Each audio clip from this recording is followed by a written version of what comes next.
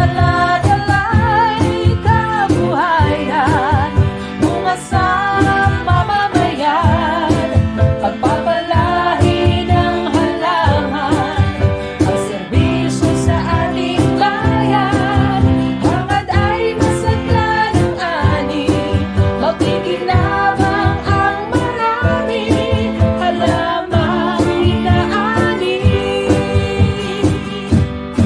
Maraming buhay ang bubuti.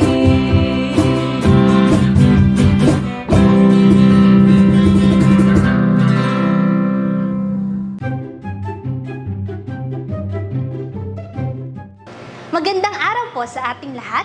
Ako si Jubel Villanueva at narito na naman po tayo sa isang fun episode ng IPB kung saan ikaw Pinoy ang bida. Ay, baby, ikaw Pinoy ang bida. Ang programang ito ay hatid sa inyo ng Institute of Plant Breeding, College of Agriculture and Food Science, University of the Philippines, Los Baños. Para sa episode na ito, kilalanin naman natin ang Biochemistry and Analytical Services Laboratory. Kaya tara na, samahan niyo ako! At ngayon, makakasama natin ang head ng Biochemistry and Analytical Services Laboratory, si Dr. Nelzo Ereful. Hello. Hi, sir. Joel. Sir, ano po ba ang ibig sabihin ng biochemistry? So, ang ibig sabihin ng biochemistry, parang pinagdugtong mo lang naman na biology at chemistry yun. Ang ibig sabihin, pinag-aaralan namin yung mga proseso ng buhay or life processes using approaches ng chemistry. Gumagamit kami ng iba't ibang facilities, equipment, reagents para lang mapag-aralan namin yung mga proseso. At since nandito tayo sa IPB or Institute of Plant Breeding, mga halaman ang aming mga pinag-aaralan. Ang ultimate objective naman namin is to help the breeding arm ng IPB para sila ay mabigyan ng idea na ma-improve ang ating mga crops. Sir, ano-ano po ba yung mga halaman na sinusuri nyo dito sa laboratory? Sa ngayon, pinag-aralan namin yung abaca, high fiber quality. So tinitignan namin dito kung bakit yung abaca na abuab ay merong high fiber quality compared dun sa wild banana na kung tawagin ay pakol. Nagko-compare namin sila at tinitignan namin kung bakit ang taas ng tensile strength, kung bakit mas matibay yung abuab, abaca variety compared dun sa pakol variety. Yung pangalawang projects naman po ay yung foxtail millet. Yung foxtail millet ay halos hindi kilala dito sa Pilipinas. Ang ginawa namin, kinolekta yung mga varieties sa iba't ibang lugar dito sa Pilipinas, sa Batanes, sa Bicol, at sa Cagayan. No? So, kinolekta namin lahat yon at tinanim namin sa field. Tapos nagkolekta kami ng kanyang mga seeds or yung kanyang fruit. Tapos, inanalyze namin ang kanyang nutrient composition. At dito nakita namin na mataas ang kanyang zinc at saka iron at meron pang bonus ng tawagin ay beta-carotene. So, napaka-nutritious po ng foxtail millet at gusto namin i-introduce to sa mga Pilipino na ito ay isang alternatibong source ng nutrients. So, yan po yung paraan po namin dito kung paano kami mag-extract ng RNA from abaca. Ginagamit namin na tissue or yung parte ng halaman ay leaf or dahon. Yung pag-extract niyan ay yan po, gumagamit po kami ng liquid and nakikita nyo, umusok-usok sa sobrang lamig. Tapos ginagrind into fine powder para ma-expose yung mga cellular component. So yan po si Ate Rochelle, Ate Babes ang tawag at saka si Jobel. So sila po ang mga technicians namin dito at laboratory aid. Yan. So ang purpose po ng study namin dito ay pinag-aaralan po namin yung heterosis ng ibig sabihin bakit maganda o magaling yung performance ng hybrids kumpara dun sa kanyang mga parents. So itong abuab na to, ito ay galing pa ng Bicol at ito ang ginamit sa pag-cross, no? Yung abuab kinross ni Dr. Lalusin sa Pacol para makapag-produce ng F1 at saka backcross 2 at backcross 3.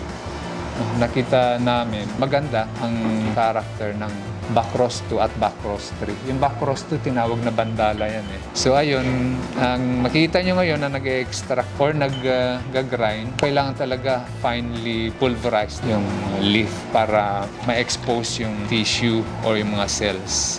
Eventually, kailangan natin yung ma-extract dito yung RNA. Nag-grind, tinatransfer na namin dun sa Falcon tubes. Then, i-store na namin sa negative 80 degrees for the next extraction procedure.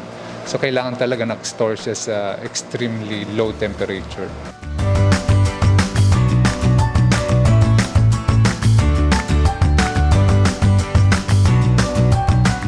So, ang ginagawa ngayon ay yung mag-weigh ng 1 gram ng finely powdered abaca leaf.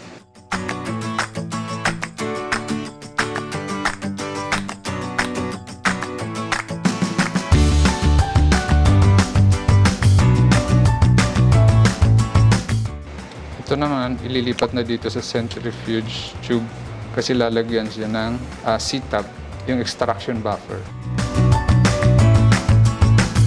So, kailangan lahat ng mga samples na nandito ay makasama.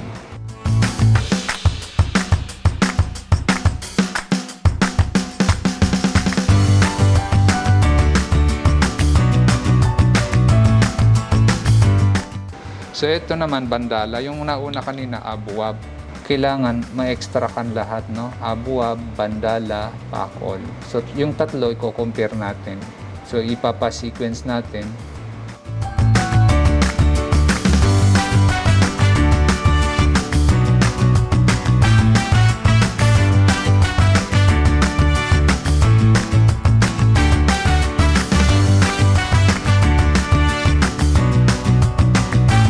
Lalagay tayo ng C-tab buffer. Ito ay yung extraction buffer natin.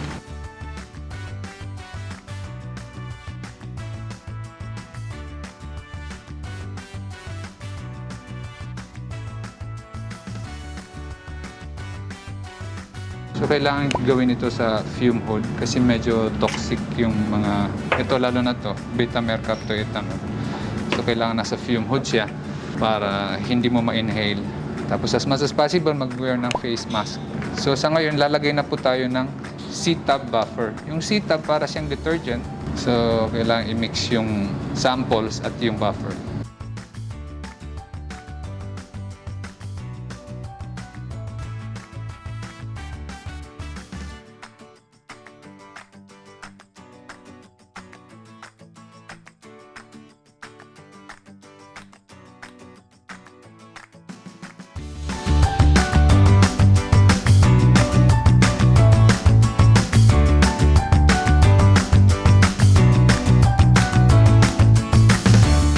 So, ang next step ay i-warm bath siya dito.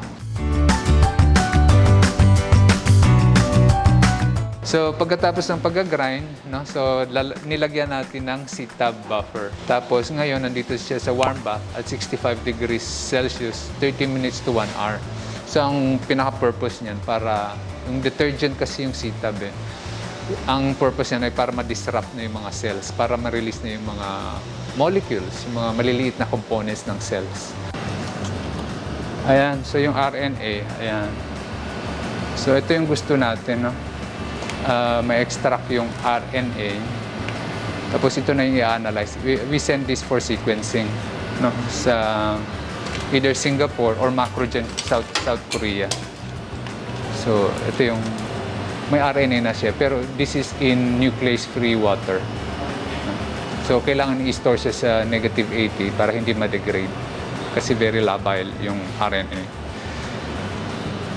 So, dyan po namin in-store lahat po ng thermosensitive na mga samples namin. O yung mga heat labile.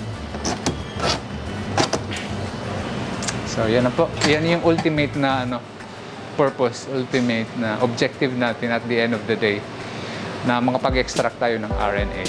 Ngayon naman po, dumako tayo sa Analytical Services Laboratory at makakasama natin si Hi, ako si Mads Purificacion, University Researcher at Licensed Chemist ng IPB-ASL. So ngayon, itutour namin kayo, no? Ano ba ang ginagawa ng isang Analytical Services Lab at ano bang importansya nito sa Institute of Plant Breeding. Okay, pagkatapos naming matanggap yung samples galing sa breeding division ng IPB. So halimbawa, meron kami ditong sample na cassava galing sa FIC section. Pagkatapos patuyuin, before namin gawin yung analysis, kailangan muna siyang i-prepare. Paano natin siya i-prepare? So, nandito si Tita Lenny para pakita sa inyo kung paano ba namin pina-prepare yung aming mga samples dito sa lab. Papapinuhin natin yung ating sample hanggang sa napakaliit na nito at maging madali na pagdating ng analysis. Ang tawag dito ay isang laboratory grinder. So, pwedeng maliit, pwede din naman yung normal na pang mill ng mga halaman or mga buto.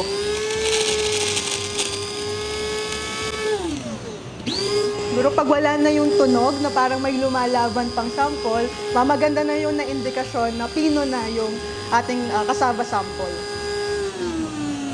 Pwede natin siyang i-check para masigurado. Kung kapag ganyan na yung itsura, ready na yan para sa mga next step ng analysis.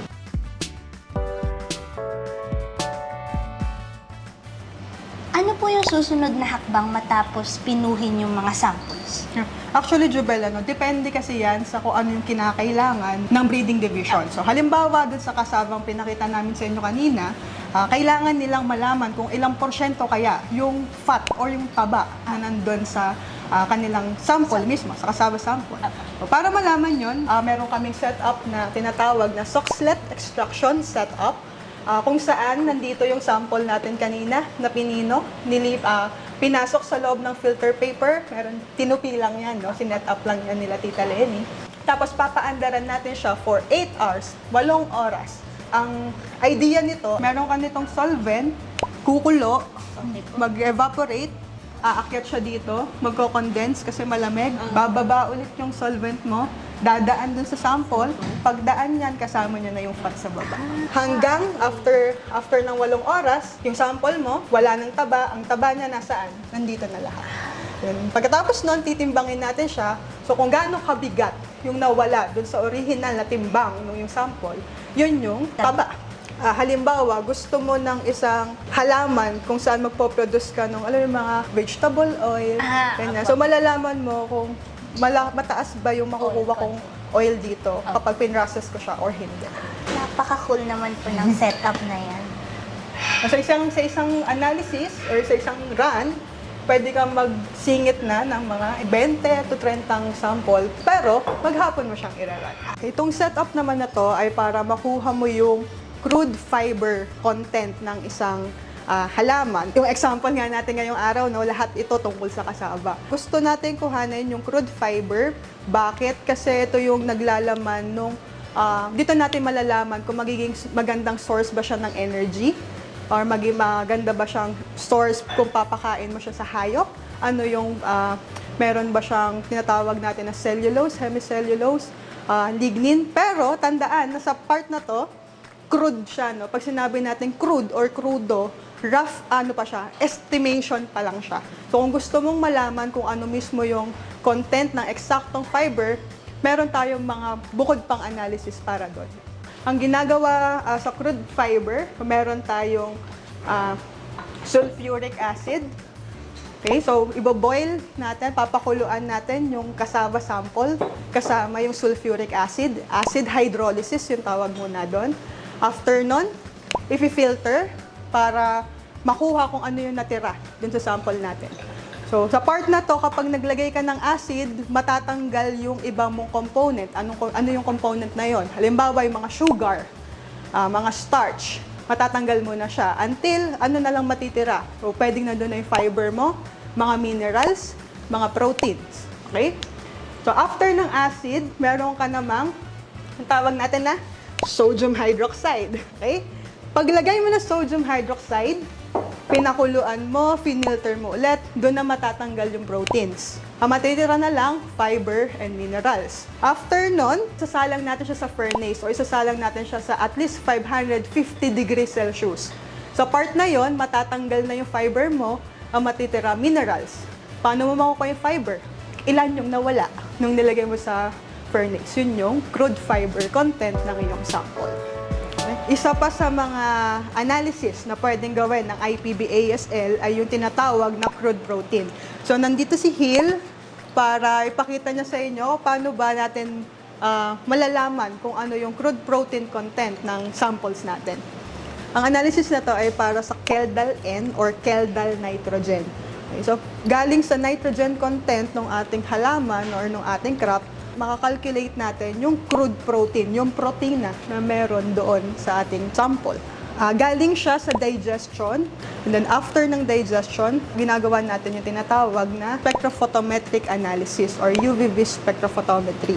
So, ang ginagawa ni Hill ngayon, pine-prepare niya yung ating sample para after niya, pwede natin siyang i-read, ma-convert siya sa quantitative value, and then computein natin mamaya kung ano yung percent crude protein content ng ating kasama sample. Ito na yung huling parte ng pag-a-analyze ng crude protein content ng isang halaman or ng isang crop. So, base sa kulay ng mga na-produce, i-measure na ngayon kung gaano siya katingkad yung kulay using UVV spectrophotometer. Lalagay sa cuvette ang sample, papasok sa loob ng equipment at equipment na yung magtatrabaho para makuha yung absorbance ng sample mo.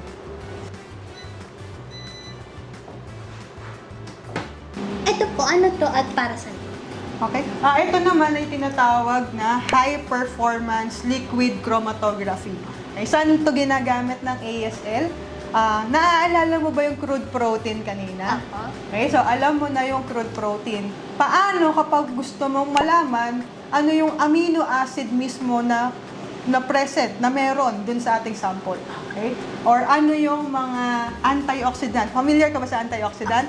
Di ba usong-uso yan, mga pampabata, mga glutathione, pampaputi, iwas cancer, anti-aging na. So, pwede mo din siyang malaman dito.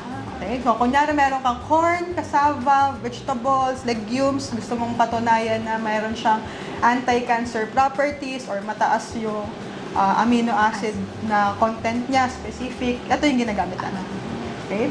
So, pag ginamit natin si HPLC, in short, no, High Performance Liquid Chrom, HPLC, pwede natin siya ma-identify kung ano yung eksaktong compound, eksaktong bioactive na compound yung meron dun sa sample mo.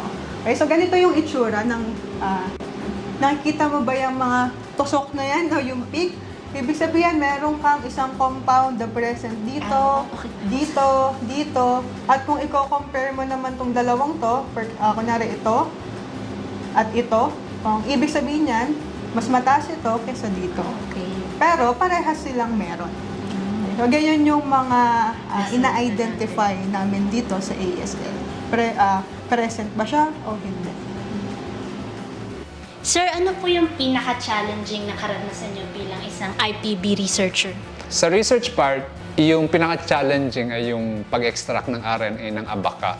Kasi ang abaca, napakaraming component yan, katulad ng fibers. Ayan, so yan talaga yung pinaka-challenging. Bilang head division and section head, of course, challenging din yung mag-handle ng mga tao. So you have to motivate them, challenge them, and at the same time, support them. Ano naman po yung pinaka-fun na experience nyo so far bilang isang IPB researcher? Yung pinaka-fun dito ay yung, siyempre iisipin mo, this is to support the Filipino population. So yung magko-contribute ka, kunyari nutrient composition, nakadiscover ka or nakapag-identify ka ng bagong crop na katulad ng foxtail millet na may mataas na iron, zinc. Alam nyo naman yung iron and zinc ay kulang. May malnourishment, malnutrition ang Philippine populace. In terms of zinc and iron, no, kulang na kulang according to FAO, or Food and Agriculture Organization. So yun, so nakapag-identify kami ng panibagong crop na kung tawagin ay foxtail millet. So napaka-satisfying na malaman mo, may laman pala itong iron and zinc. Tapos may bonus pang beta-carotene.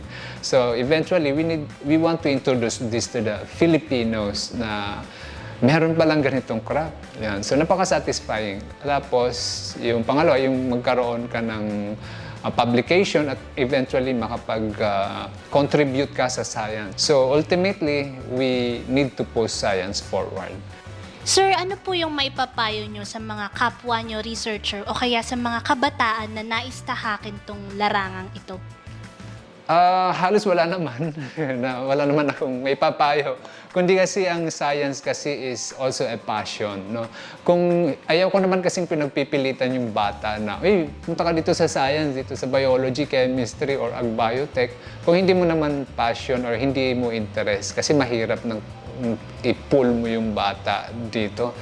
Nasa yun na, ang may papayo ko lang siguro yung discover yourself kung nasaan yung passion mo. Kung passion mo talaga ay nandito sa siyensya, dito sa agham, biology, agriculture, pursue it. And if you want to be a researcher or a scientist, pursue it. And then also, keep challenging yourself, no? Tapos kung discover mo yung sarili mo kung nasaan talaga yung interest. Ano naman po yung mga pinaka natutunan nyo sa pagsaservisyo nyo dito sa IPB? So, unang-una, I learned to challenge myself. No? I push my limits further and push science forward. Paano ko ginagawa yon? Unang-una, nakapag-isip ako ng mga ideas on how to create project proposals. No? So, sa ngayon ay nakapag-isip kami na i-improve pa yung cassava. No, kasi ang cassava medyo kulang siya sa iron and zinc. Gusto namin ay ma-biofortify na. Ang ibig sabihin, dagdagan pa yung sustansya ng cassava kasi maraming kumakain ng cassava pero halos kulang siya sa sustansya. Ang meron lang siya malaki, of course, is starch, carbohydrate. Yun. So gusto namin i-biofortify and also how to network with other people within the institute or outside or externally. No? So gusto ko nakipag-collaborate ako, nakipag-network ako sa ibang mga tao na nasa labas ng institution upang sa ganun ay ma-improve pa natin yung craft, at the same time makapag-contribute din sa science. So at the same time, nag-i-improve din yung aking skills on handling people kasi nga obviously on the section and the division held. And I want to motivate yung skills ko on how to motivate people, how to challenge them at the same time, support them on what they are doing. Maraming salamat po sa pagsama sa akin sa episode na ito kung saan nakilala natin ang Biochemistry and Analytical Services Laboratory ng IPB. Sana kagaya ko ay marami rin kayong natutunan. Subaybayan niyo pa po ang aming mga next episodes sa aming official Facebook page pati na rin sa aming official YouTube channel. Yan ay ang UPLB CAPS Institute of Plant Breeding. Muli, ako po si Jovel at ito ang IPB kung saan ikaw Pinoy ang bida. Pag nagtanim ng kaalaman, aanihin ay kaunlaran. Kita-kits! Okay, so, ulit. Ano sasabihin ko? Ricky,